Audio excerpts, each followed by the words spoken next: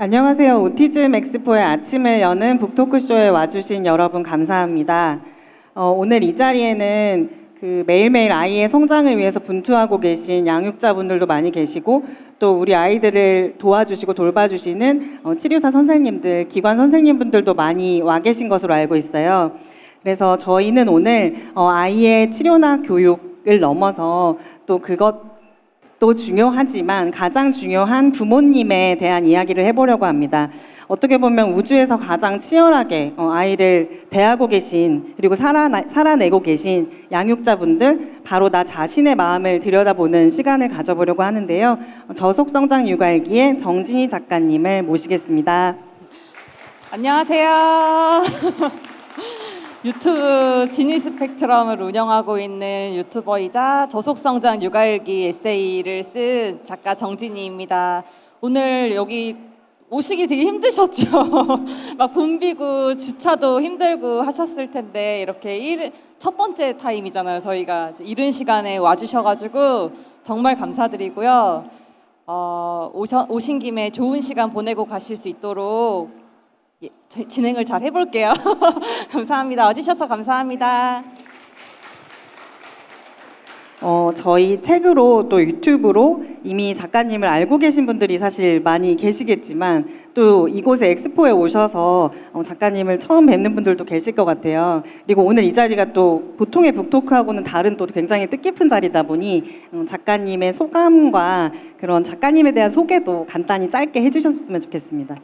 네, 저는 9살 저희 아들 로건이를 키우고 있는 엄마고요. 저희 아이도 자폐성 장애 아이이고 워낙 뭐라고 해야 되지? 이미 유튜브로 보신 분들도 계시겠지만은 여기서 저를 처음 보시는 분도 저 있을 것 같아가지고 소개를 해드리자면은 유튜브를 아이 5살 때부터 하고 있고 작년에 저속성장 육아일기 책을 냈어요. 그리고 여기 오티즘 엑스포는 매년 하는 것도 아니고 2년에 한 번 개최를 하는 그런 자리에 약간 이 자리에서 북토크를 할 수 있다는 것에 제가 감회가 새롭고 감사한 마음이 드네요. 네, 저희 저속성장 육아일기는 정진희 작가님께서 아이를 키우면서 겪으셨던 의미 있는 에피소드들을 중심으로 전개되는 책입니다. 그래서 저희 책에 대해서 좀 먼저 말씀을 간단히 나누고자 하는데요. 저희 책에 대해서 한마디로 소개를 드리면 느리지만 단단한 성장의 기록이라고 말씀을 드릴 수 있을 것 같아요. 그리고 저속성장 육아일기라는 제목도 사실 처음에 출간했을 때 많은 독자분들께서 좀 제목이 괜찮다, 공감이 된다 이런 말씀 많이 해주셨는데 제목을 이렇게 정하신 이유와 또 과정에 대해서도 좀 말씀 나누면 좋겠습니다. 이게 에피소드를 쓰는 과정도 사실은 이렇게 에너지가 많이 들잖아요. 그런데 책을 다 쓰고 난 다음에 이제 마지막으로 제목을 정해야 되는데 제목을 지을 때 정말 엄청 이게 제일 힘들더라고요. 어떤 제목을 해야 되나. 그래서 제가 생각했던 제목을 여기 출판사에 이 제목 어때요? 보내드리면은 다 안 된다 그러고 그렇게 제목을 지으면 안 된다 그러고 막 그랬었어요. 출판사에서 원하는 거는 좀 조건이 있었거든요. 문장 형태로 긴 제목은 안 하고 싶다. 그리고 10글자 이내로 간결했으면 좋겠다. 뭐 한 번에 귀에 꽂혔으면 좋겠다. 이런 조건이 있으셔가지고 책 제목 짓기가 되게 난해했는데 그래서 이것저것 해보다가 우리 아이가 느리게 크는데 그러면 저속 성장으로 해볼까 해서 저는 당연히 태자를 또 맞을 줄 알고 이건 어때요 하니까 너무 마음에 든다고 하셔가지고 제목이 이렇게 됐는데요. 그때는 이게 마음에 든다고 약간 제가 의아했어요. 왜냐면 저한테 더 좋은 후보군이 많았는데 계속 다 태자를 맞은 상태여가지고 근데 지금은 좀 괜찮다 느끼는 게 인터넷으로 이렇게 검색을 해보면은 헷갈릴 수가 있잖아요. 저속 성장이었던지 저속 육아인지 헷갈릴 수가 있는데 저속 성장이라고 쳐도 제 책이 항상 상단에 뜨고 저속 육아라고 쳐도 상단에 뜨고 책 제목을 끝까지 안 쳐도 제 책이 상단에 떠서 참 잘 지은 책 제목이 아닌가 생각이 들어요. 네, 저희도 검색에 걸리는 거를 또 중요하게 생각하고 제목을 지은 게 사실이고요. 근데 작가님께서 책을 내시기 전에 이미 유튜브 채널로 지니 스펙트럼으로 사랑을 많이 받으셨습니다. 그런데 영상과 책이 다르다 보니까 영상으로 물론 많은 이야기를 기존에 하셨었지만 책으로 풀어내면서 어떻게 달랐는지 그 마음가짐도 좀 들려주세요. 이게 전에 지금 여기가 북토크가 5차인데요. 앞전에 4번의 북토크를 했을 때 이제 그 북토크가 끝나고 나서 이게 현장에서 오는 질문 같은 게 있잖아요. 그 질문을 해주셨던 어떤 분이 유튜브를 그동안 꾸준히 봤는데 되게 밝고 명랑한 사람인 줄 알았는데 책을 보니까 너무 뭐랄까 진중하고 약간 그래서 좀 이게 온도 차이가 너무 커서 놀랐다 하시는 분도 계셨어요. 근데 제가 봐도 약간 그럴 것 같은 게 유튜브는 말하자면은 이렇게 그 영상을 한 주에 썼던 영상을 그때그때 썼던 말하자면 일기 같은 그런 거고 제가 책을 썼던 거는 작년에 아이가 8살 됐을 때 쓴 거니까 이게 시간이 좀 지났잖아요. 아이 진단 받은 거는 20 몇 개월인데 그때부터 시간이 한참 한 7년 정도 지난 후에 약간 시간이 흘러서 이게 흙탕물 같았던 마음이 어느 정도 침전이 되고 그 남아있는 거 저한테 의미 있게 남아있는 거를 주제로 엮어서 한 권이 나왔다 보니까 좀 다소 진지해 보일 수는 있어요. 그래서 그런 차이가 있는 것 같습니다. 네, 사실은 작가님의 그 유튜브 영상을 보면서도 뭔가 이런 삶에 대한 태도나 그런 자세에 대해서 영감을 받을 수 있다는 분들이 많으셨는데 어쩌면 그거의 정수가 저희 책에 담겨 있다고 저희는 생각을 합니다. 저도 인정. 정수는 책이다. 네. 그래서 저희 책의 마지막 장을 딱 덮었을 때 독자분들이 이것만은 이런 기분을 느꼈으면 좋겠다라고 생각하시는 게 있으실까요? 제가 책이 이렇게 한 권이 나왔지만은 어떻게 보면 제일 하고 싶었던 말이랑 제일 이렇게 드리고 싶었던 메시지는 맨 끝장에 나와요. 맨 끝장에 보면은 에필로그 맨 마지막에 나는 가볍게 살고 싶다. 적응해 가면서도 살아갈 수 있다. 받아들이지 않아도 사랑할 수 있다. 이렇게 책이 끝나는데 저희가 아이가 장애가 있건 없건 모두가 개인이 다 힘듦을 조금씩은 안고 살아가는데 아이가 자폐성 장애가 이렇게 있는 저희 부모가 가벼운 마음으로 내가 살아가겠다라는 게 사실은 어떻게 보면은 이렇게 너무 거리감이 느껴질 수 있겠지만은 그냥 하루하루 조금씩이라도 가벼워지는 마음으로 살아셨으면 좋겠고 그 과정에서 제가 뭐 유튜브가 됐든 책이 됐든 도움이 되면 정말 보람 있겠다 그 자체로도 그런 생각을 하고 있습니다. 네, 그럼 저희가 책에 실린 일러스트들과 또 작가님 개인 소장 사진들을 가지고 조금 더 심도 깊은 얘기를 나눠보겠습니다. 아이의 장애를 처음 알게 됐을 때 저희가 질문도 많이 받지만 좀 세상에 벽을 치고 숨게 되는 경우도 많이 있는 것 같아요. 근데 작가님께서는 오히려 영상으로, 책으로 더 많이 드러내시고 알리시고 계신데 이렇게 말하기를 선택하신 이유가 있으실까요? 이게 제가 로건이 5살 때 유튜브를 하기 시작을 했는데요. 그때 사실 막 대단한 뭔가 의지를 갖고 막 이렇게 내가 뭔가를 하겠다 이렇게 포부를 대단히 갖고 시작한 건 전혀 아니었고 사실은 별 생각 없이 그냥 툭 시작을 했던 거였는데 이게 하면서 점점 의미가 생기더라고요. 왜냐면은 하다 보면은 막 응원해 주시는 분들도 계시지만 악플 다시는 분들도 있고 하니까는 그런 악플 같은 거를 받으면은 거기에 내가 받아치고 싶은 말 같은 거를 생각하다 보니까 그러면서 의미가 많이 생겼어요. 내가 유튜브를 하는 거, 내가 책까지 내게 된 거 그런 이유가 하면서 나중에 그 의미가 다져졌는데 사실 저희가 겉과 속이 같아야지 사람이 편하게 살 수 있고 당당하게 살 수 있는 건데 내가 내 아이의 장애라는 게 어떻게 보면 그걸 떼놓고 나에 대해서 설명하기 힘들어요, 사실. 왜냐면 그게 너무 큰 축을 차지하고 있다 보니까. 근데 그거를 내가 뭐 어쩌라고 이러면서 그냥 툭 그냥 내보냈을 때 오히려 제가 가벼워지는 마음을 느꼈고 그래서 1차적으로는 이렇게 내 아이를 전체 공개로 많이 오픈을 하면 할수록 나한테 좋더라고요. 내 마음이 가벼워지는데 정말 큰 도움이 되었고, 근데 예전에는 제가 이게 오차 북토크잖아요. 이런 얘기를 하면은 이전에 북토크는 첫 번째 북토크가 겨울이었어요. 예, 겨울에 처음 시작했는데 그때는 이런 얘기를 하면은 막 울고 계신 분이 꼭 계셨거든요. 청중분들 중에서. 근데 요즘에는 뒤로 갈수록 그런 분들이 진짜 안 보이는 게 이제는 유튜브도 그렇고 개인 SNS도 그렇고 자기 아이가 장애가 있다, 자폐성 장애가 있다 이렇게 당당하게 전체 공개로 활동하시는 분이 반년밖에 안 지났는데 그 사이에 정말 폭발적으로 많이 늘었거든요. 제가 보기에. 그래서 그런 모습을 보면서 이 자체로 정말 그게 그 자체로 사회적인 장애 인식 개선이 엄청 되었다고 저는 느끼고 살아요. 체감을 하면서 살아요.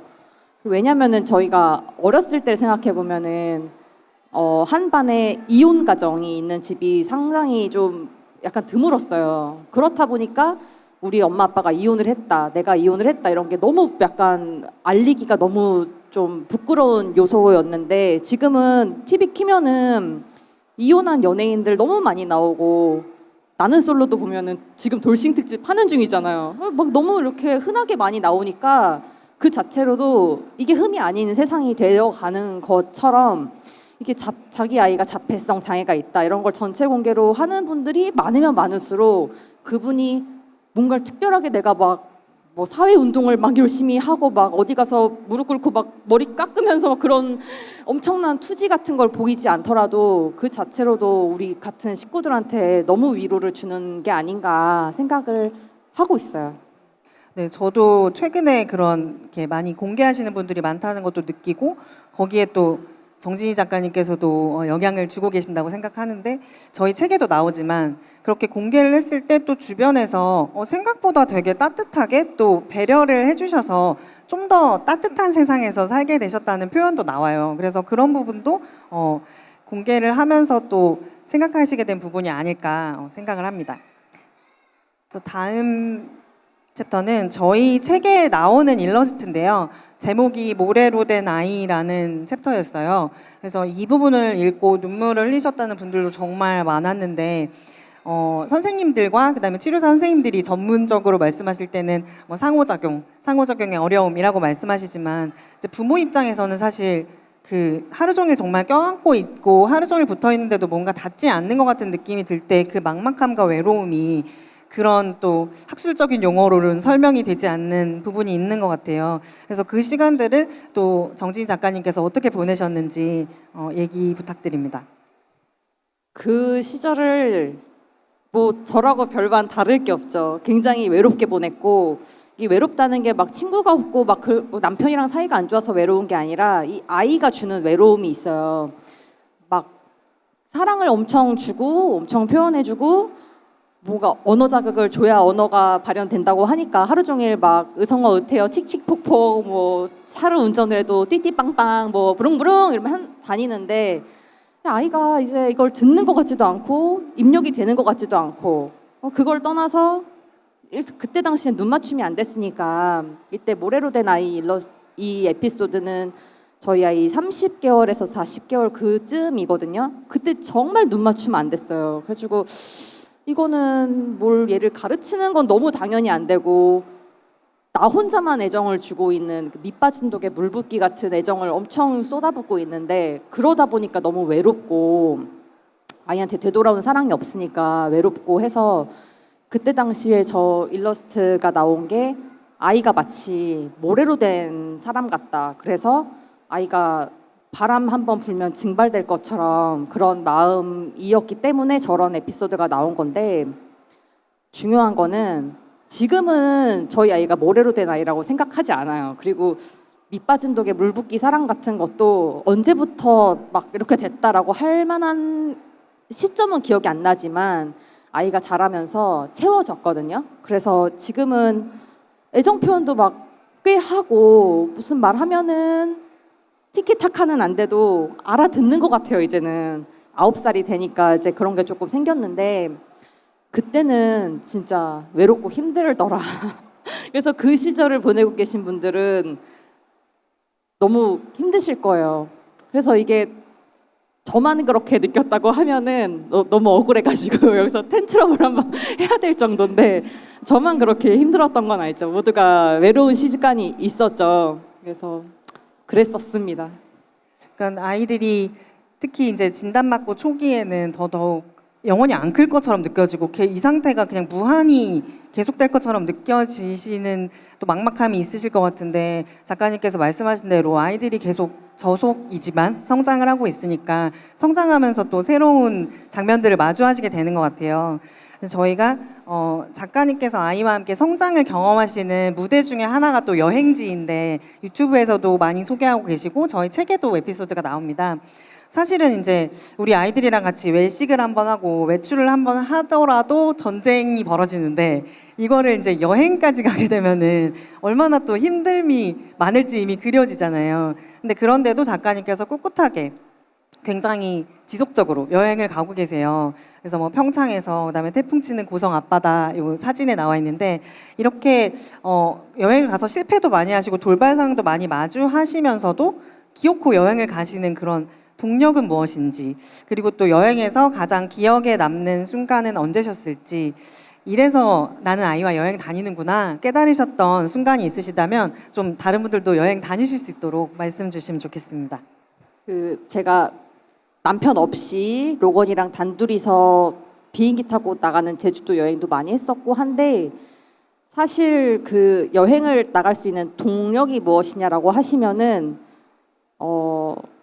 솔직히 말씀드리면은 체력이 안 되면 할 수가 없어요. 체력이 제가 좋은 것 같아요. 힘든 건 힘든 거고 체력은 좋은 것 같거든요. 그래서 체력이 안 되면은 할 수가 없는 거라고 생각을 하는데요. 그래서 그때 당시에 로건이랑 단둘이 여행을 다니고 했던 것도 5살 때부터 많이 했는데 그때 처음에 그렇게 여행을 밖으로 다녔던 이유는 너무 힘들죠. 나가면은 외식하는 거 너무 당연히 힘들고 그리고 그때 수면장애도 상당히 있었으니까는 집에서 안 자는 애가 나가면 더 안 자요.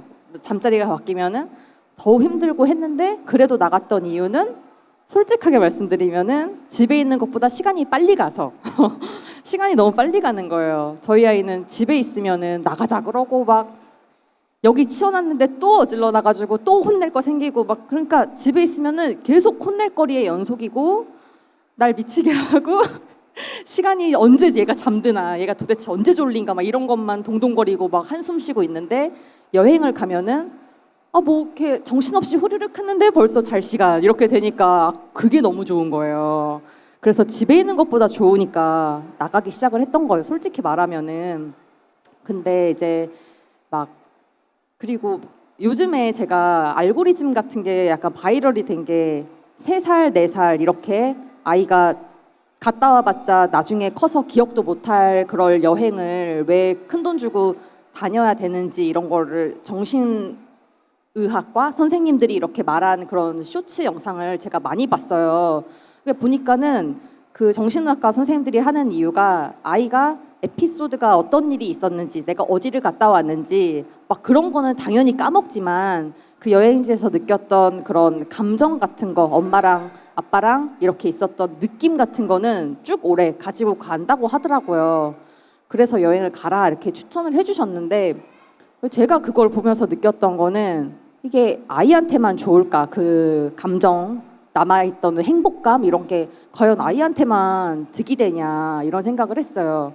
왜냐면은 아이한테 좋으니까 해야 된다라고 하면은 희생하는 느낌이 들거든요. 근데 왜 그렇게 아이한테 좋으니까 해야 되나 이런 생각을 하면서 저희 엄마를 생각해 보면은 지금도 연세가 꽤 있으시지만 지금도 음식을 먹을 때마다 꼭 어떤 얘기를 하시냐면은 맛있는 게를 먹어요. 꽃게 그런 걸 먹으면은 꼭 그냥 맛있다 하면 되잖아요. 근데 꼭 하시는 말씀이 우리 어렸을 때, 네 어렸을 때 그 동해 앞바다에서 먹었던 거 그거 기억하지? 그거 진짜 맛있었잖아. 이런 얘기를 꼭 곁들여서 하시거든요.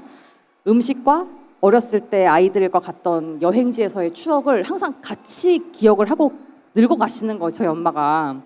그래서 그런 걸 봤을 때 얘가 지금 어릴 때 다닌 여행이 얘가 기억을 못 하더라도 뭐 얘랑 대화가 안 되니까 얘는 뭐 봤다 한들 얘가 뭐 그래도 그때 기억은 남아 있어라고 해서 나한테 뭔가 보람을 못 준다고 해도 그게 나한테 남는 게 너무 크다. 내 노년의 감정 자산으로 내가 평생 가지고 갈 수 있는 거니까 나를 위해서 많이 다녀야 되겠다 생각을 하면서 꿋꿋이 다니고 있어요. 근데 아무래도 여행을 다니시다 보면 이제 실패하는 사례도 나올 수밖에 없는데 한 번 그런 거 겪고 나면은 좀 다시는 안 간다, 막 때려치우자 이렇게 되기 쉽잖아요. 근데 그럴 때는 좀 어떻게 하시는지. 그래도 한 1박 2일을 다니다 보면은 10번이 그런 순간의 연속이었어도 한 번은 좋은 순간이 한 번은 나오거든요. 그래서 그걸로 가는 것 같고, 그리고 저번에 제주도를 로건이랑 단둘이서 갔었어요. 기억나는 게 이렇게 통창 오션뷰에 카페를 갔거든요. 근데 그 오션뷰에서 이렇게 가만히 그냥 멍 때리고 바다를 이렇게 보고 있는데 왜 물고기 떼가 갑자기 동시에 파다다닥 한번 뛰는 거예요. 그래가지고 제가 너무 깜짝 놀래가지고 남편도 없고 얘랑 단둘인데 제가 너무 순간 깜짝 놀래가지고 얘한테 야 봤어 그랬어. 야 봤어 그랬거든요. 근데 로건이 못 봤죠. 얘 당연히 못 봤고 봤다 한들 봤다 막 이게 이렇더라 뭐 막 깜짝 놀랬어 이런 상호작용이 되지가 않는 아이잖아요. 그래가지고 제가 이렇게 순간적으로 그냥 반사적으로 놀래서 야 봤어 해놓고서 속으로 아이 뭘 이런 걸 얘한테 했냐 이런 생각을 하면서 집이었다면 그냥 그러고 말았을 거예요. 근데 야 봤어 했을 때 로건이 옆에 어떤 아저씨랑 눈이 딱 마주쳤거든요. 제가 그래서 눈이 딱 마주치니까는 지금 이 약간 그때 시선 집중을 받았단 말이에요. 사람들한테.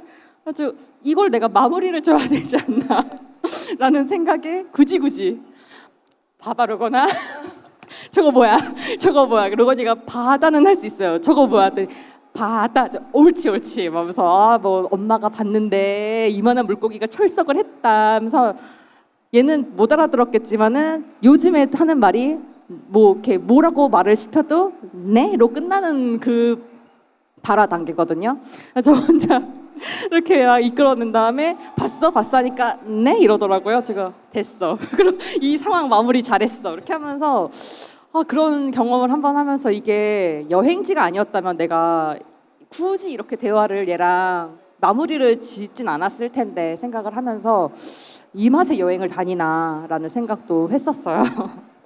근데 진짜 이게 집에 혼자 있을 때보다는 밖에서 다른 사람들 시선을 그래도 살짝 느끼고 있을 때가 맞아요. 아이들한테 더 자극도 많이 주게 되고 더 너그러워지기도 하고 그런 면이 다들 있으신 것 같아요. 보는 눈이 있을 때 네, 사람이 네. 달라지잖아요. 네. 그래서 더 같이 밖에 나가는 경험도 많이 해야 되는 것 같고요. 근데 역시 여행을 다니시는 이 사진이 좀 너무 커서 부담스러우실 수 있는데 그 여행을 다니시면서 사실은 예전에 작가님께서 그런 얘기도 하셨었어요. 여행이 사실은 근본적으로 나 좋자고 가는 거다. 그래서 항상 나의 좋음을 같이 생각하면서 행동하고 생활해야지 아이를 위해서 희생한다고 생각하는 게 그렇게 지속 가능하지 않다 이런 말씀을 하셨던 것이 기억이 납니다. 그런데 또 많은 또 부모님들이 꼭 장애 아이를 키우고 있지 않더라도 나는 없고 그냥 그 부모라는 정체성에 굉장히 좀 빠져서 나를 잃어버리게 되는 경우도 많은 것 같아요. 그러다가 우울해지시는 경우도 많고요. 근데 작가님께서 아이를 위한 삶도 중요하지만 또 엄마나 아내가 아닌 나 자신으로서 살아가면서 하나씩 또 버킷리스트를 해가시는 것 같거든요. 유튜브를 봐도 그렇고 저희 책을 봐도 그렇고요. 그래서 그런 시도들이 작가님의 삶에 어떤 영향을 줬는지 변화를 주었는지 들려주시면 좋을 것 같습니다. 이 잊고 있던 Z축을 찾아서라는 이 에피소드는 로건이가 무려 5개월 때의 일로 시작을 하는 에피소드예요.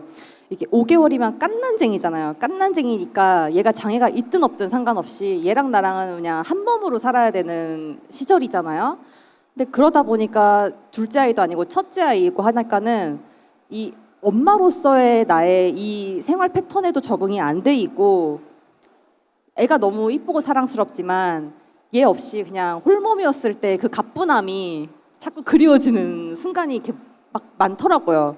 그래서 이 Z축을 찾아서라는 에피소드는 로건이가 5개월밖에 안 된 애기였는데 지나가다가 막 카페에서 커피 마시고 있는 사람만 봐도 부럽고 막 맥주를 마시고 있으면 더 부러워 죽겠고 막 이런 상황을 하면서 남편한테 와 얘만 없었으면 내가 저기서 가뿐하게 맥주 한 잔 시원하게 먹고 들어갈 텐데 아쉽다 이런 말을 하는 걸로 시작을 하는 에피소드인데 그때 당시에는 생각했던 게 얘가 이제 을에 보통 한 36개월을 기점으로 막 아니면 초등학교를 기점으로 그때 되면 이제 손 안 간다 하는 게 있잖아요. 그래서 그것만 바라보고 버티고 견뎠는데 지금 저희 아이가 9살인데 발달 검사하면 21개월 나오거든요.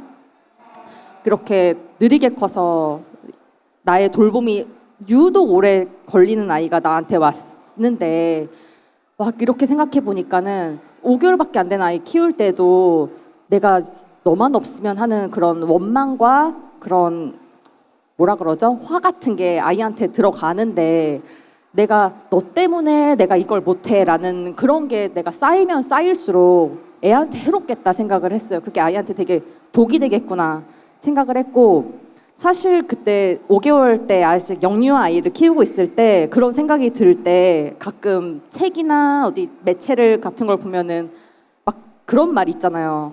엄마가 자기 인생을 찾아야 된다. 여자로서의 나의 인생을 찾아야 된다. 이런 얘기를 들으면은 되게 화났었거든요. 아니 지금 내가 막 손이 없을 정도로 바쁜데 내 인생을 찾긴 뭘 찾아. 내가 그럴 여유가 어디 있어 생각을 하면서 막 뜬구름 잡는 소리 하고 있다 이런 생각을 하면서 하나도 공감을 못 했었어요. 그렇게 못하고 살다가 아 이렇게 발달이 너무 느린 아이를 키우면서 5살, 6살쯤 됐을 때쯤에 약간 그런 생각이 들더라고요. 내가 너 때문에 내가 이걸 못해라는 게 생기면은 안 되겠다 이제는. 그래서 이게 내가 이게 엄마로서의 역할이 아니라 그냥 내가 하는 그런 나에게 성취감을 줄 수 있는 그런 영역이 하나 있어야 아이한테 좋겠다 생각을 하면서 그때 뜬구름 잡는 소리 하고 있네라고 했던 거를 결국에 제 책에도 쓰게 되는 날이 온 거예요. 그리고 사실은 어떻게 보면 이 책이라는 것을 써내신 작가님이 되셨다는 거는 삶에서 그 누구에게도 굉장히 큰 의미가 있는 성취일 텐데 그 성취가 또 아이로 인해서 가능하셨다는 것도 되게 중요한 지점일 것 같아요. 맞아요. 그래서 책이라는 거를 내게 되신 게 그 작가님이 이렇게 스스로의 그 Z축을 찾아 나가는 과정 중에 굉장히 중요한 부분이었다고 생각을 하고요. 그럼에도 불구하고 저희가 또 아이들을 키우다 보면은 이렇게 저희가 일반적으로 어렸을 때부터 듣고 보고 배웠던 일반적인 루트와는 다른 길로 가고 있는 그 길이 아닌 대로 가고 있는 나를 발견하게 될 때가 있습니다. 그래서 그럴 때는 굉장히 감정적으로도 좀 요동치게 되고 사람이 그럴 때가 있는데요. 그러다 보면 그런 감정을 또 가족들이나 아이한테 이렇게 푸는 경우들이 사실은 많이 생겨요. 푼다는 표현은 적합하지 않고 어떻게 보면 시간을 많이 보내니까 당연히 그 힘든 마음이 드러나게 되는 것일 텐데 이미 아마 여기 와 계신 많은 분들 중에도 어젯밤에도 한번 소리를 지르셨거나 원치 않는 화를 냈거나 이런 어머님 아버님들이 계실 거예요. 그래서 머리로는 알지만 순간 참지 못하고 꽥 소리를 지르고 마는 그런 우리들에게 양육자로서 또 저희 책의 작가님으로서 해주실 수 있는 말씀이 있으실지 궁금합니다. 그 사실 이런 질문을 진짜 많이 받거든요. 아이한테 화를 엄청 내가 냈는데 후회되는데 어떻게 하면 나의 이 폭주 기관차를 어떻게 멈추냐 저한테 뭔가 해답이 있을 줄 알고 근데 저도 만만치 않는 아이를 키우고 있는 사람이라서 저한테도 그렇게 묘수 같은 게 없어요. 화가 날 때는 화가 막 나고 저도 감정 있는 사람이라서 그게 잘 안 되는데 그래도 제가 그나마 도움을 받았던 방법이라고 한다면 예전에는 아이한테 화가 나면은 잔소리를 하다가 결국에는 화를 냈다가 결국에는 막 손찌검도 하다가 결국에는 막 이거는 훈육인지 학대인지를 모를 그걸 넘나들다가 결국은 막 난리 바가지 막 애 막 울고 나는 후회되고 막 눈물 나고 이런 상태로 아수라장으로 끝나는 그런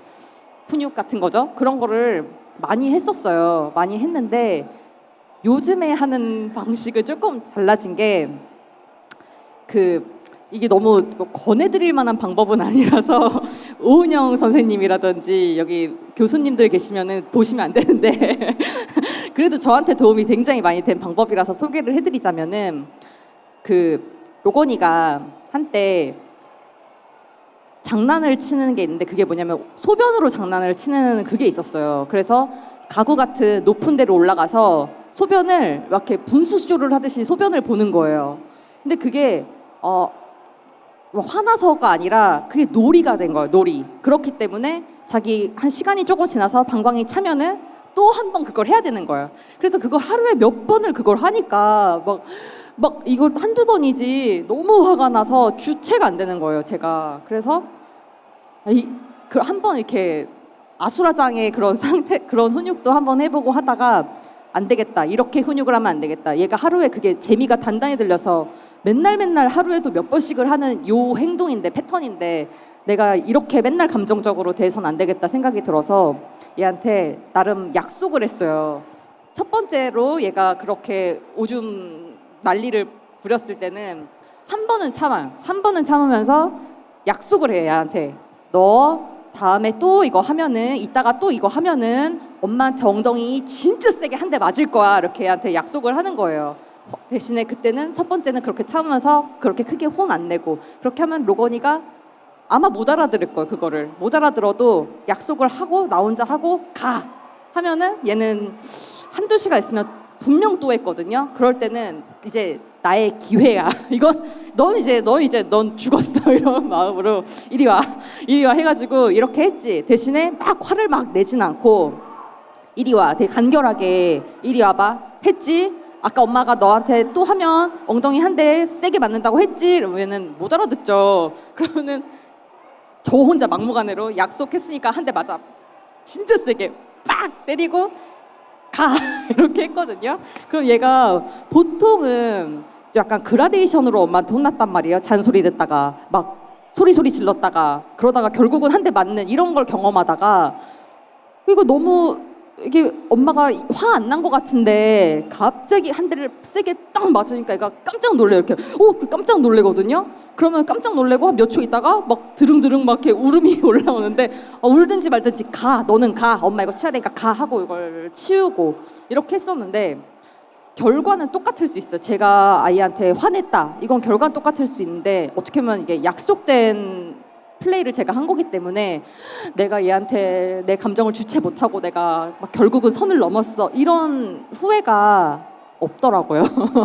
그래서 아이한테는 좀 오히려 충격요법이 조금 될 수도 있고 저는 그렇게 마음이 불편하지 않았어요. 그래서 막 이런 고민 있잖아요. 막 내가 너무 아이한테 화를 냈어요. 이런 고민 하시는 분은 되게 뻔해요. 아이가 잘못을 계속 하는 거예요. 아이가 막 너무 천사고 아이가 너무 예쁜 짓만 하는데 어떤 엄마가 그렇게 선도 없이 혼을 내요. 그래서 엄마가 혼낼 만한 짓을 했으니까 아이가 혼을 냈을 텐데 거기에 내가 나만의 아이가 알아들었든 못 알아들었든 약속을 하고 그 약속된 범위 내에서 혼내면은 내가 마음에 짐이 없더라. 그래서 요즘에는 좀 나름 가볍게 혼내고 있어요.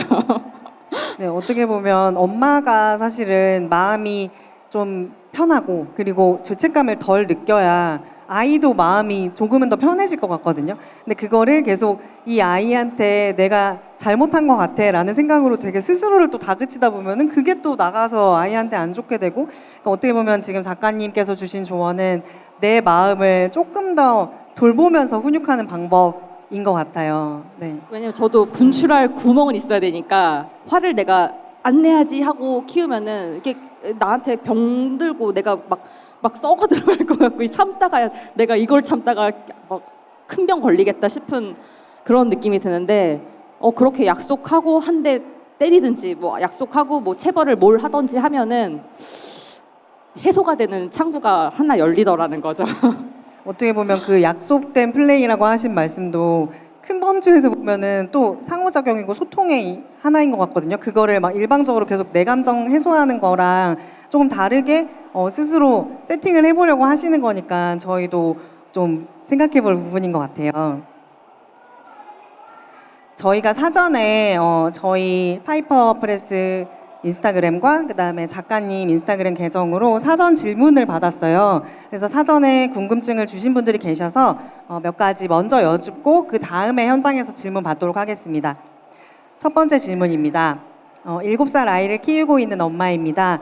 이제 곧 학교를 가야 하는데 로건이가 만약 지금은 특수학교를 다니고 있는데 특수학교를 진학하지 못했다면 1년 유예를 하는 것보단 그냥 일반 학교에 보내셨을지 궁금합니다. 라는 질문이에요. 네, 저희 아이가 특수학교를 너무 한 방에 단박에 붙었는데요.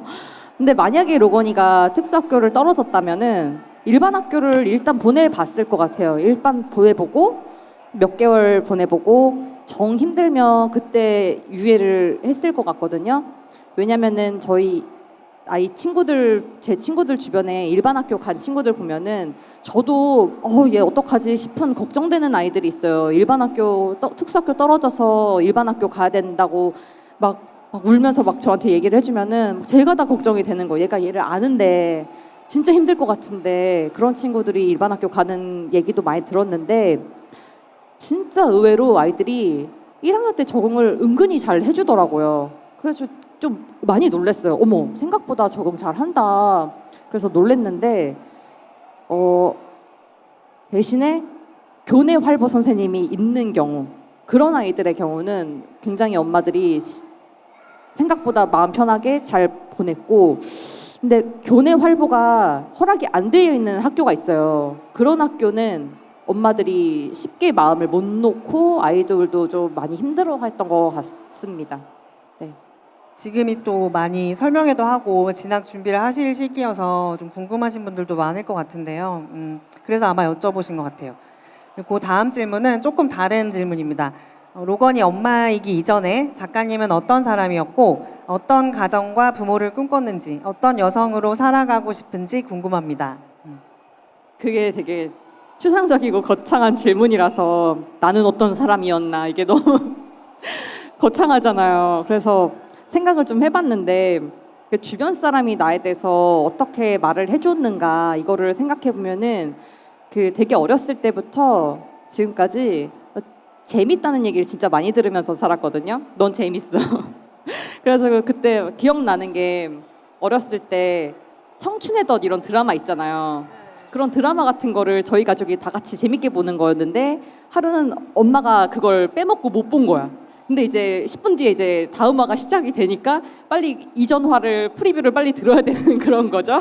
지금 언니랑 나랑 둘 다 신나서 저번 화에 이래가지고 저래가지고 막 이렇게 얘기를 하잖아요. 근데 엄마가 저희 언니가 이름이 진아거든요. 진아는 가만히 있고 진이가 말이야 말해가지고 왜? 그러니까 진이가 말이야 좀 더 재밌어 그러더라고요. 지금 내가 좀 같은 말을 해도 조금 재밌게 하는 재주를 좀 타고났나 이런 생각을 하면서 주변에서 재밌다 해주니까 약간 그거에 더 부응하고자 좀 더 재밌는 사람이 되는 그런 연습 노력이 스스로 좀 있었던 것 같고 그리고 앞으로 어떤 사람이 되고 싶냐는 앞으로 어떤 여성으로 살아가고 싶은지 어떤 가정을 꿈꿨는지 이런 것도 사실 저도 결혼하기 전에도 재밌는 가정을 만들고 싶었어요. 재밌는 가정을 원했고 재밌는 엄마가 되고 싶었고 그래가지고 저희 아이가 눕둥이 시절 있잖아요. 8개월 이전에 누울 수밖에 없는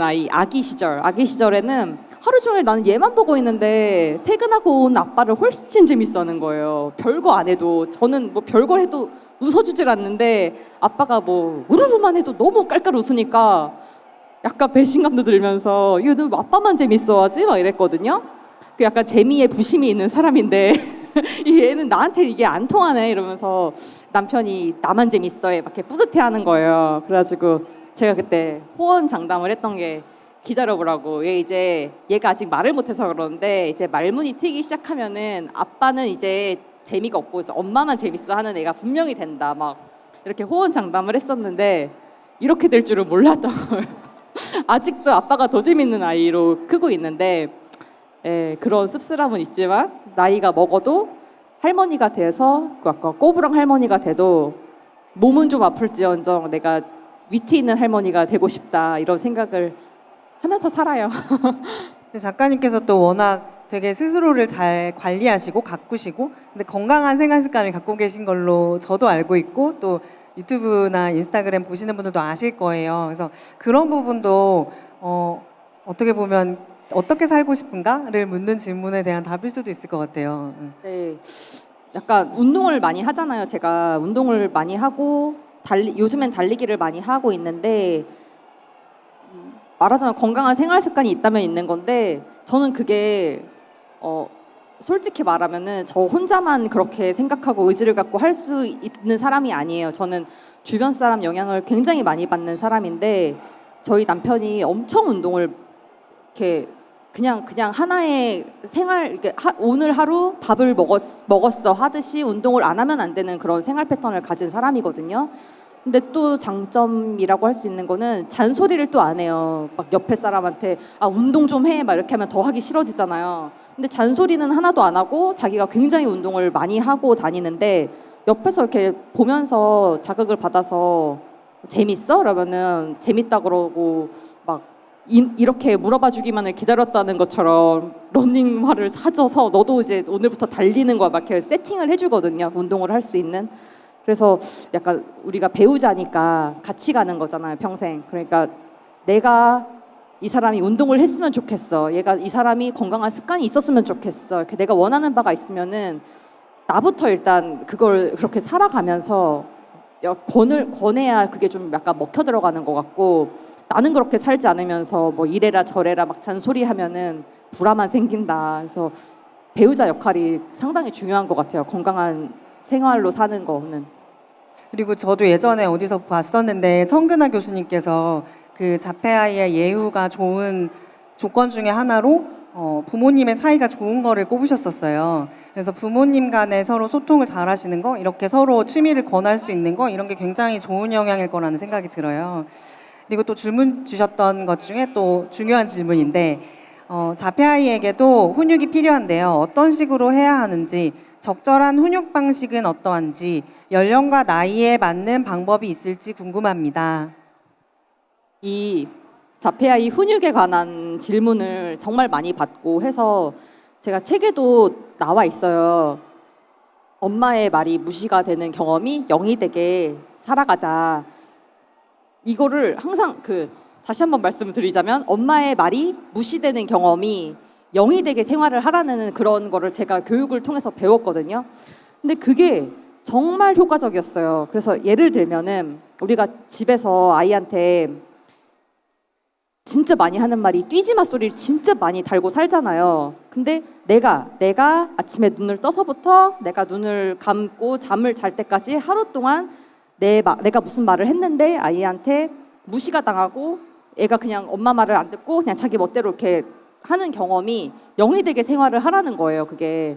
근데 그게 해보면 진짜 어려운 게 내 손으로 다 해야 되거든요. 애한테 뛰지 마 말라고 말을 했으면은 내가 가서 수초내로 빨리 달려가서 뛰지 못하게 잡아 끌고 와야 되는 그거예요. 그래서 엄마 말을 무시하지 않게 하라는 게 약간 숨은 가로 속에 숨은 게 아이한테 자발성을 기대하지 말고 이게 숨어 있는 거예요.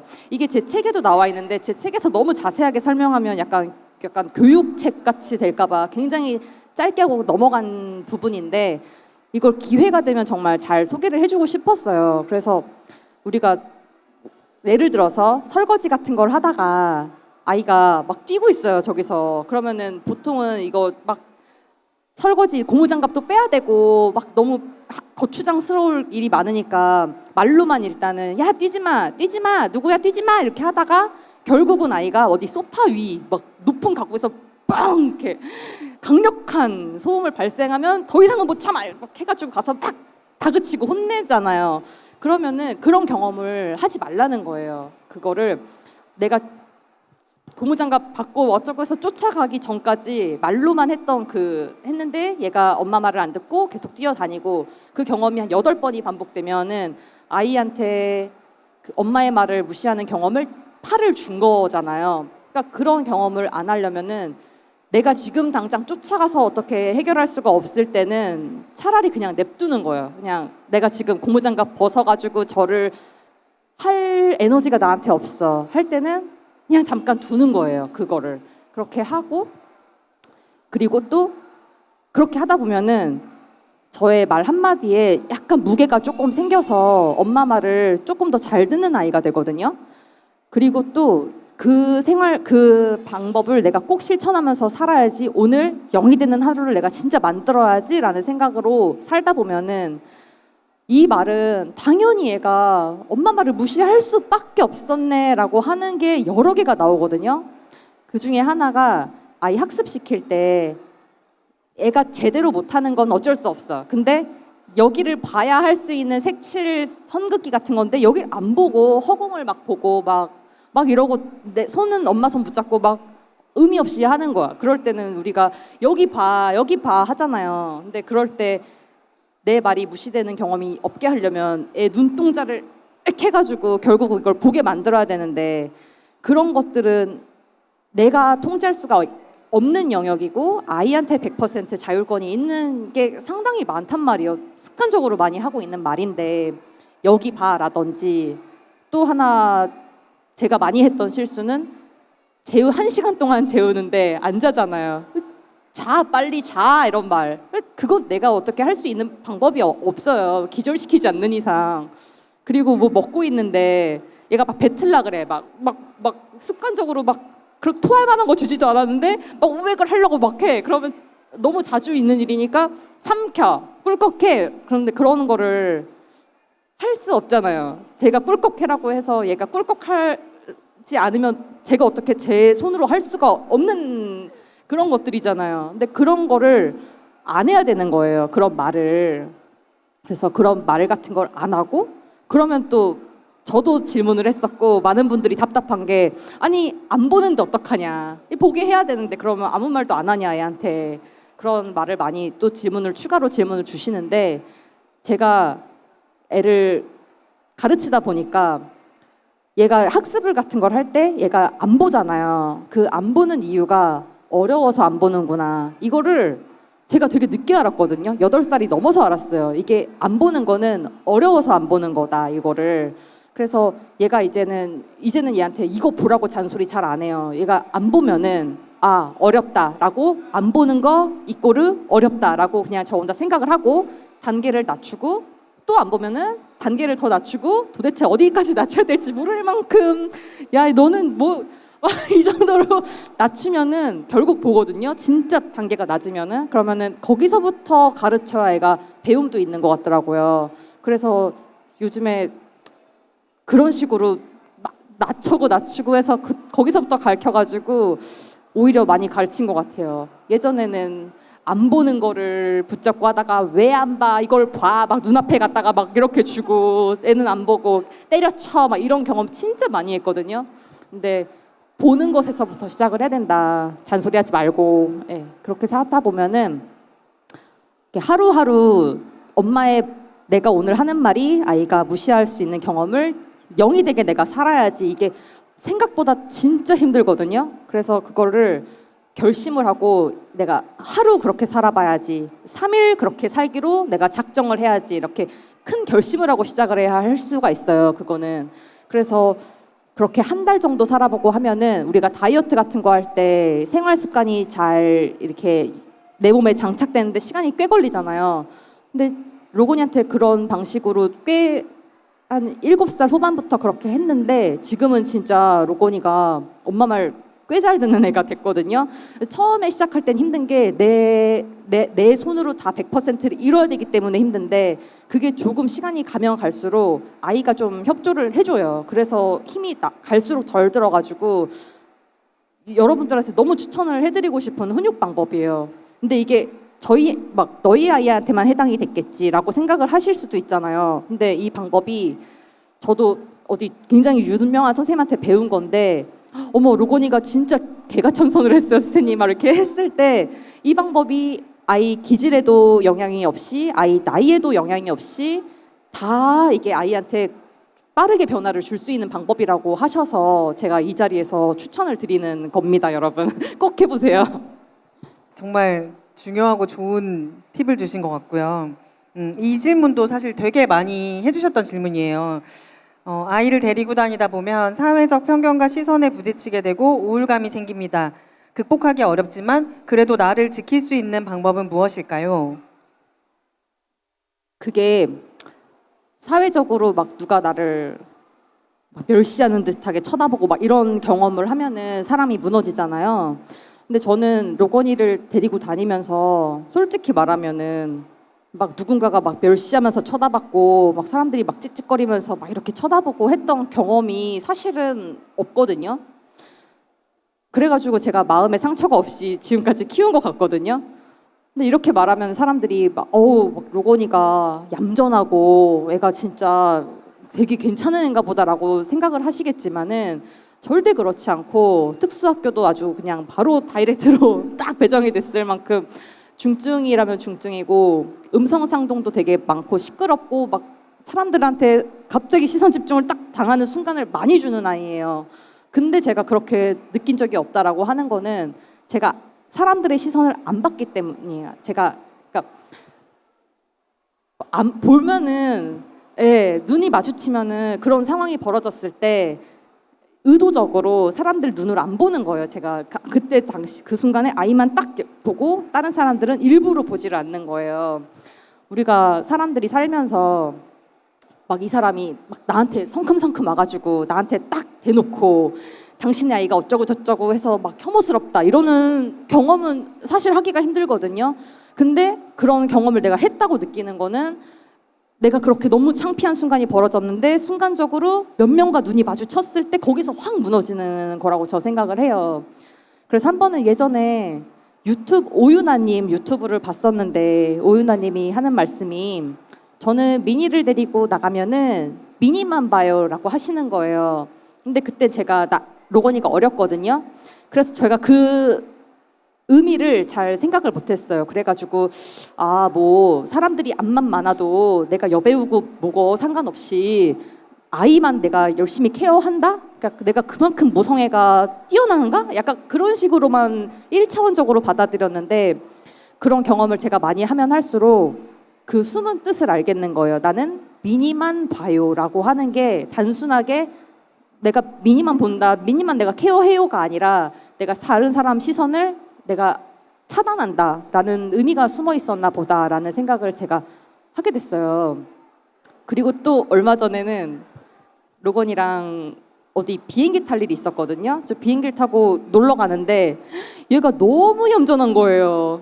예전과 같이 다르게 얘가 너무 얌전하고 너무 기특한 거예요. 가지고 와 이런 거는 브이로그감이다 해가지고 이거 핸드폰을 켜가지고 찍어야겠다 해서 했는데 그게 셀카 모드였거든요. 셀카 모드였는데 제가 되게 어머 막 기특해 하면서 했는데 셀카 모드인데 제 얼굴이 딱 나오잖아요. 근데 이러고 있는 거예요.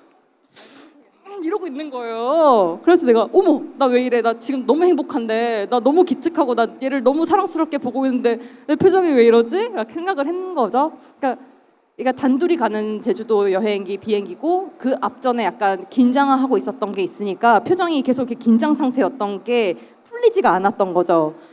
그래서 제가 그 경험을 하고서 사람들이 이렇게 쳐다봐도 그게 내가 해석을 맘대로 해서는 안 될 수도 있겠다. 나 지금 너무 행복하고 기특해서 이렇게 찍은 건데 내 표정 왜 이래? 나 진짜 깜짝 놀랐던 그 경험을 하면서 사람들이 설령 순간적으로 내가 사람들의 시선을 안 마주치려고 차단도 하지만 그 와중에 무심코 마주친 시선에서 사람들이 이렇게 보고 있었다 해도 그때 셀카보드에 있던 나 같은 거다라고 그냥 나 혼자 그냥 그렇게 생각을 하는 거예요. 그러니까 사람들이 일부러 이 사람이랑 사실 인터뷰를 해보기 전까지는 저 왜 그렇게 보셨어요? 막 이렇게 물어보기 전까지는 그 사람 속을 알 수 없는 건데 그냥 내가 내 맘대로 해석을 해서 내 마음속의 비수를 굳이 일부러 내다 꽂지 말자라는 생각을 하면서 그때 그 셀카 모드 그 기억을 되게 이렇게 기억을 하려고 하면서 살아요. 그때 내 표정이 어땠는지.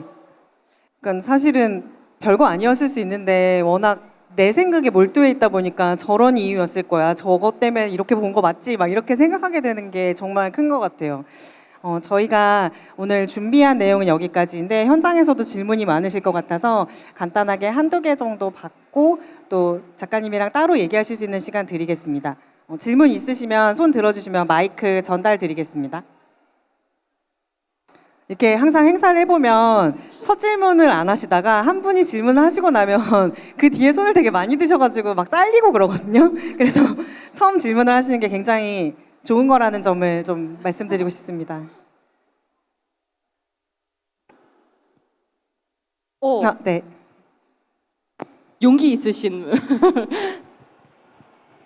안녕하세요. 저는 8살 아이 지금 키우고 있고 학교도 노건이랑 똑같이 특수학교 다니고 있는데 저희 아이가 요 근래 들어서 식당을 전혀 못 들어가요. 근데 로건이 보면 항상 그 스토리에 같이 식사하고 막 이런 게 많이 올라와서 굉장히 부럽거든요. 그래가지고 혹시 로건이하고 저희 아이하고 좀 비슷한 면이 많이 있어가지고 추구하는 거 이런 거 부분에서 그래서 제가 팔로우도 하고 계속 많이 보고 있거든요. 그래서 혹시 로건이가 식당에 들어가기 힘들어 할 때 혹시 팁 같은 거 있으면 좀 듣고 싶어가지고 질문 드렸습니다. 외식의 팁이요? 외식의 팁. 그게 저희 아이도 기준이 없어요. 기준이 없이 얘가 어딘가를 가면은 그냥 그 문지방도 넘기 싫어하는 그런 장소가 있거든요. 근데 그게 참 기준이 없는 거예요. 어떤 데는 기준이 어떤 아이 같은 경우는 약간 어두침침한 데는 무서워서 못 가 하면 제가 딱 보고 아 여긴 안 돼 하고 제가 스캔을 할 수 있겠는데 얘는 참 기준이 없이 어디는 내가 들어갈 수도 없는 곳이 얘한테 있거든요. 그래서 그 기준을 제가 아직 못 찾았는데 저는 얘가 이제 들어가기도 싫어하고 이렇게 거부를 하는 그런 곳에는 비록 사람들이 같이 간 일행분들이 친정 식구들이 막 앉아서 이미 주문을 좀 시켰다 해도 나가자고 해요.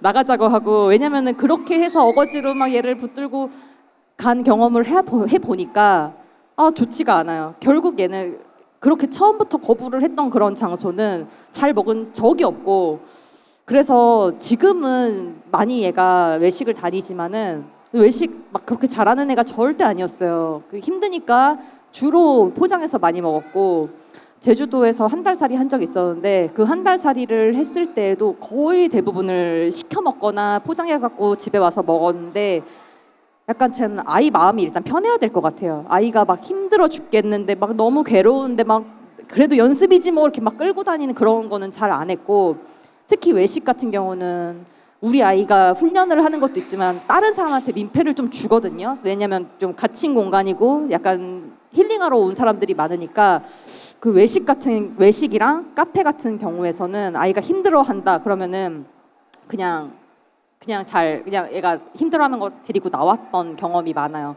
그래서 외식 잘하게 된 거가 사실 그렇게 오래되지 않았거든요. 그래서 일단 아이 마음 편하게 해주는 게 저는 중요하다고 생각을 하는 사람입니다. 네, 혹시 또 다른 질문 있으실까요? 네.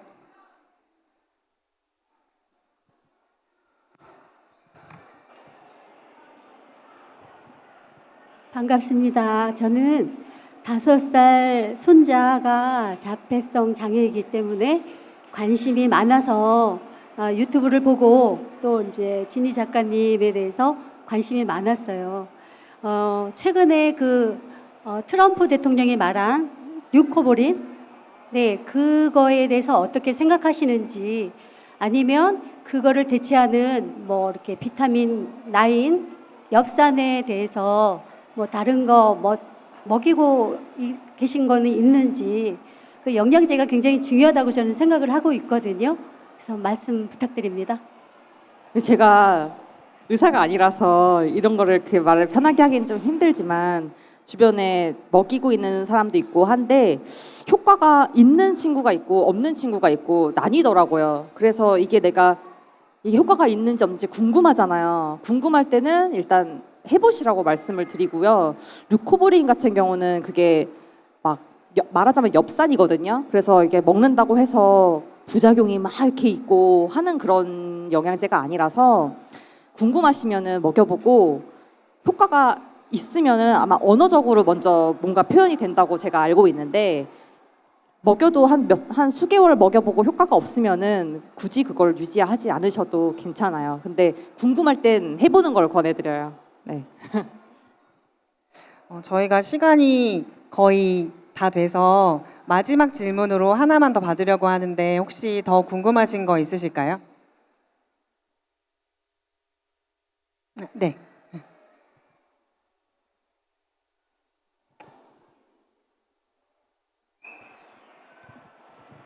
안녕하세요. 전 작가님 유튜버 구독자고 너무 책도 잘 이제 보고 있고 팬심으로 왔고요. 또 저는 지금 대한 ADHD 지원협회에서 ADHD 당사자로서도 협회 활동을 하고 있어요. ADHD도 스펙트럼이기 때문에 정말로 중증인 아이들과 경한 아이들이 다 달라요. 그래서 아이들이 커가는 거에 따라서 부모들의 모임도 좀 나올 수 있는 분들이 있고 나올 수 없는 분들도 계시고 아이들도 다 천차만별이 되거든요. 근데 자폐 같은 경우도 스펙트럼이기 때문에 비슷하고 또 ADHD가 있으면서 자폐가 있는 아이들도 있고 자폐가 성향이 더 강하면서도 ADHD가 있는 아이들도 있고 그렇잖아요. 그 와중에서 아마 우리 아이의 발달 상황에 따라서 마음이 무너질 때도 있고 뭐 기쁠 때도 있고 그리고 비교하고 싶지 않은데 비교가 될 때도 있고 정상 발달인 아이와 비교하는 게 아니라 이 사이에서 비교할 때가 참 어려운 것 같아요. 그 부분에서 어떻게 그 관계들을 이끌어가고 계신지 좀 궁금합니다. 그니까요. 이게 비교하지 않아야 되는데 비교하는 마음으로 진짜 많이 무너지거든요. 그리고 또 저희 아이는 중증이지만 그런 말이 있어요. 아이가 중하면은 부모가 더 힘들고 아이의 그런 상태가 경하면은 덜 힘들 것이다라는 말은 겪어보지 않은 사람의 말이다. 보통은 실제로는 뭐 모두가 다 힘듦은 갖고 가지만은 그 비교하는 마음이 중증이면 빨리 내려놓는데 경하면은 진짜 오래 가지고 가고 그래서 더 양육자 마음이 더 이렇게 힘든 시간이 더 길게 간다라는 어떤 전문가 선생님 말을 들은 적이 있었거든요. 그랬는데 저도 마찬가지로 그 시간이 있었어요. 비교하는 마음. 이 정상 아이랑의 비교는 비교적 빨리 끝났는데 이 자폐 스펙트럼 아이 안에서의 비교 이게 길다면 길었거든요. 그래가지고 근데도 제 채널 보시면은 다른 아이랑 여행도 가고 이런 게 많이 나오잖아요. 그렇게 할 수 있었던 이유가 우리 아이도 자폐, 쟤도 자폐인데 막 그런 순간이 와요. 비교하고 힘든 순간이 와요. 그래가지고 근데 그게 되게 사소한 거에서 항상 오거든요. 막 대단한 거에서 안 오고 뭐 외식을 하러 갔는데 난 얘가 뭘 먹을지 도저히 몰라. 그래가지고 막 한 3, 4일간의 데이터를 막 싹 다 해가지고 지금은 돈가스다 해가지고 돈가스를 먹으러 갔는데 얘는 안 먹고 막 텐트럼 난 막 너무 속상하고 근데 옆에 같이 간 친구는 엄마가 뭐 먹을래? 이러면은 라면 막 이렇게 말을 하면은 너무 부러워. 그런 어떻게 보면 사소한 거 그런 게 너무 부럽고 그런 시간이 있었어요. 그러다가 어느 순간 어느 날에는 그냥 이거는 제 마음속에 막 결심을 하고 생각한 질문이 아니라 봉숭아 씨앗이 이렇게 터지듯이 자연스럽게 그냥 톡 터져 나왔던 질문이 하나 있었는데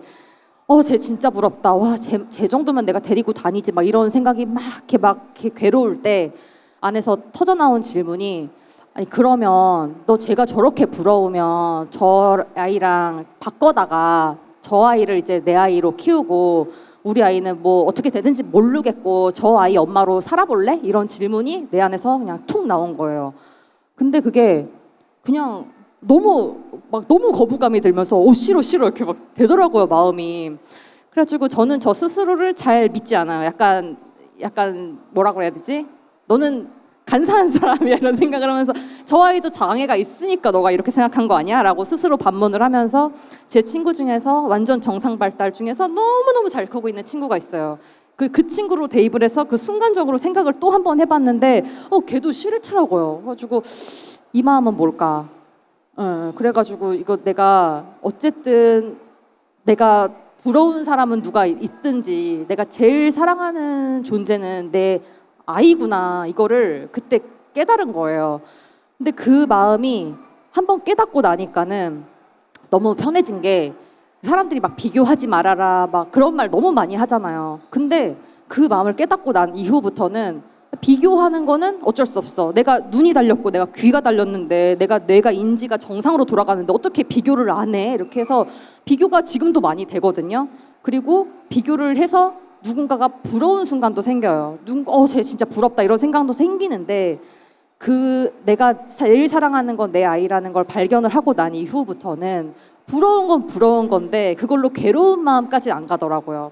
그래서 누가 막 부러워 이런 순간이 되면은 그때는 약간 마음이 편해진 게 부러워. 누구? 진짜 부럽다. 근데 제일 사랑스러운 건 내 아이야 이런 마음이 생기면서 근데 그런 말을 입 밖으로는 잘 안 꺼내요. 속으로 부럽다 이렇게 말을 해줄 수 있어. 친구한테 와 진짜 부럽다. 와 네 아이 진짜 부럽다 이런 말을 예전에는 못했거든요. 뭔가 말하면 뭔가 나의 뭔가 추악한 모습이 들킬 것 같아서 말을 못했는데 그 마음을 발견한 이후로는 부럽다 이런 말 너무 편하게 잘하고 말은 안 하지만 속으로는 근데 제일 예쁜 건 내 아이 막 이런 거 있잖아요. 제일 사랑스러운 거 내 아이 막 내가 키우고 싶은 거 돈을 막 수억 써도 아깝지 않은 거 내 아이밖에 없지 막 이런 마음이 내 안에 생기니까는 부러울 땐 부럽더라도 괴로운 마음은 안 생기더라. 그런 말씀 드리고 싶습니다. 네, 저희 오늘 준비한 내용은 시간 관계상 여기까지 마무리해야 될 것 같고요. 시간이 조금 남아있는데 남아있는 시간 동안 작가님 서명 받고 싶으신 분들은 이쪽으로 나와서 서명 받으시면 되고 저희 책을 현장에서도 구매하실 수 있어요. 그래서 서명 필요하시거나 주변에 서명한 책 선물하고 싶으시거나 또 추천하고 싶으신 분들이 계시면 오늘 구매해 주실 수 있습니다. 저희 책이 부모님들뿐 아니라 치료사 선생님들이나 가족분들한테도 큰 힘이 될 수 있는 책이어서 많이 추천 부탁드리겠습니다. 네, 감사합니다.